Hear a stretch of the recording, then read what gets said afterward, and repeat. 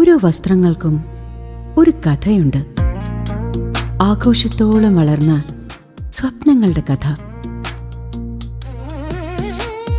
Beauty silks.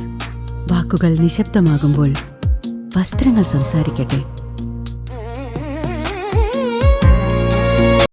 Vadakkanchery Kunnamkulam സംസ്ഥാന പാതയോരത്ത് കുടിവെള്ള pipe പൊട്ടി വെള്ളം പാഴാകാൻ തുടങ്ങിയിട്ട് മാസങ്ങൾ പിന്നിടുന്നു.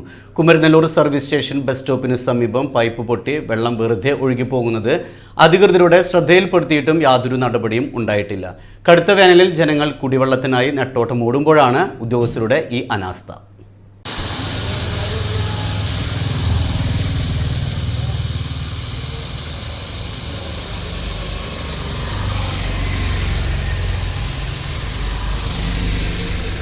കുമരനെല്ലൂർ സർവീസ് സ്റ്റേഷൻ ബസ് സ്റ്റോപ്പിന് സമീപമുള്ള വെള്ളച്ചാലിലൂടെയാണ് ആഴ്ചകളിലായി കുടിവെള്ളം പാഴാകുന്നത്.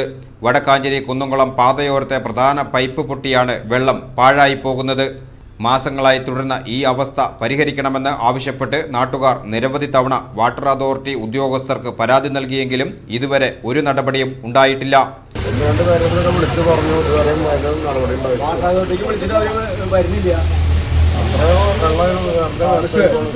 പ്രദേശം കടുത്ത കുടിവെള്ളക്ഷാമം നേരിടുന്ന സമയത്താണ് ലിറ്റർ കണക്കിന് ശുദ്ധജലം ഓടയിലേക്ക് ഒഴുകിപ്പോകുന്നത്.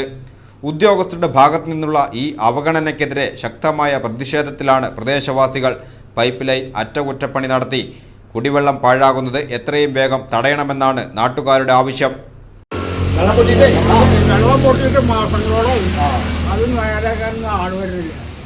വിളിച്ചിട്ടൊന്നും അവർ വരുന്നില്ല, അത് എടുക്കണമില്ല.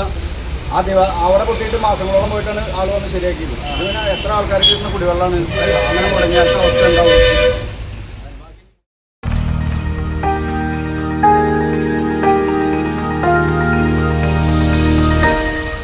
You are watching VCV News.